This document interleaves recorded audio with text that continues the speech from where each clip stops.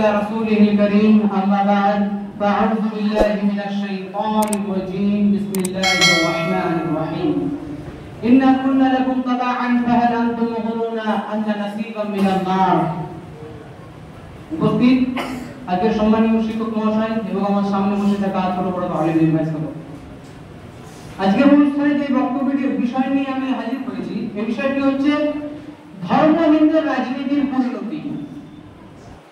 দেখুন, ধর্মহীন রাজনীতি কিন্তু এখনো আছে, আগে ছিল না। শুধু এই ধর্মের মধ্যে, রাজনীতির মধ্যে কোরআন হাদিস, আজকে কোরআন হাদিস চলে গেছে আমাদের রাজনীতির মাধ্যমে, রাজনীতির মধ্যে থেকে। তাই আমাদের আজকে রাজনীতিটাও এরকম একটা খারাপ পর্যায়ে এসেছে। তো যাই হোক, আমার মূল বক্তব্যে ফিরে যাচ্ছি।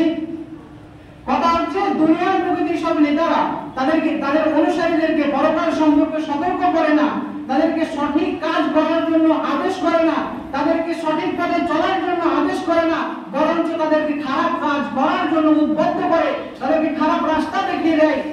এবং বোকা যুবক এবং বোকা লোকেরা সেই সব কথা মেনে নেয়। এইসব নেতা, এইসব অনুসারীরা কিয়ামতের দিন এক জায়গায় হবে এবং সেই সব অনুসারীরা তাদের নেতাদেরকে বলবে, ইন্না কুন্না লাকুম তাবাআন ফাহাল আনতুম মুগনিনা আন্না নাসিবাম মিনান নার। হে আমার নেতারা, দুনিয়ার বুকে তো আমরা তোমাদের সব কথা শুনেছিলাম, তোমরা যা বলেছিলে আমরা তাই করেছিলাম। তোমরা বলেছিলে অনেক জায়গায় যুদ্ধ করতে হবে, আমরা তাই করেছিলাম। অনেক দলকে মারতে হবে, আমরা তাই মেরেছিলাম। তোমরা যেটা বলেছিলে দুনিয়ার বুকে আমরা সব করেছিলাম।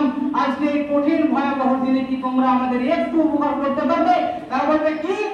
তখন সে অনুসারীরা বলবে, এই ভয়াবহ কঠিন জাহান্নামের আযাব থেকে আমাদেরকে একটু করে রক্ষা করো। এই কথা শোনা মাত্র সেই নেতাদের চোখ বড় বড় হয়ে যাবে এবং তারা বলবে, না না, আমরা এই কাজ করতে পারবো না। কেন? কেননা দুনিয়ার বুকে আমাদেরকে যদি আল্লাহ পাক হেদায়েত করতো তাহলেই তোমাদেরকে আমরা সঠিক পথে চালাতে পারতাম। আমরা ছিলাম দুনিয়ার বুকে পথভ্রষ্ট, আমরা ছিলাম খারাপ, আমরা ছিলাম, আমাদের ঈমান ছিল না। এর জন্য আমরা তোমাদেরকে কোনো রকমের সাহায্য এই কিয়ামতের দিন করতে পারবো না। আর আমরা বোকা যুবক, শুধু যুবক নয় বরঞ্চ বৃদ্ধ মানুষ পর্যন্ত আজকে সেই সব অন্যের পথে ছুটে চলেছি। অন্ধ এক জগৎ, সেখানে না আছে ধর্ম, না আছে কর্ম, ফালতু কাজে আমরা আমাদের সময়কে নষ্ট করছি, বেকার আমাদের জীবনকে জাহান্নামে দিচ্ছি। আল্লাহ পাক রব্বুল আলামিন কোরআন মাজিদের মধ্যে স্পষ্ট বলে দিয়েছেন, যখন জাহান্নামের চূড়ান্ত ফয়সালা হয়ে যাবে, জান্নাত জাহান্নাম যখন চূড়ান্ত ফয়সালা হয়ে যাবে, তখন একে অপরকে তারা অনুসারীরা এবং নেতারা একে অপরকে গালিগালাজ করবে, গালি দাবি করবে। বেটা, তোদের জন্য আজকে আমাদের এই অবস্থা। তোরা যদি না বলতি আমাদেরকে খারাপ কাজের পথে আসতে, আমরা করতাম না। তোরা যদি ভালো পথে আমাদেরকে আসতে বলতি, তাহলে আমরা ওই নেতার পথে যেতাম না, আমরা পার্টির পথে যেতাম না, আমরা খারাপ রাস্তায় যেতাম না, আমরা ভালো কাজ করতাম। তোরা আমাদেরকে বলেছিলি করতে, তাই আমরা আজকে পথভ্রষ্ট, তাই আমাদের আজকে জান্নাত জাহান্নাম, আমাদেরকে জাহান্নাম যেতে হচ্ছে। তখন সেই সব নেতারা বলবে, ফালা তালুমুনি ওয়া লুমু আনফুসাকুম, আমাদেরকে তোমরা দোষ দিও না। হে অনুসারীরা, আমাদেরকে তোমরা দোষ দিও না। তোমরা নিজের কপালে পরাঘাত করো, নিজেকে কষ্ট দাও, নিজেকে মারো।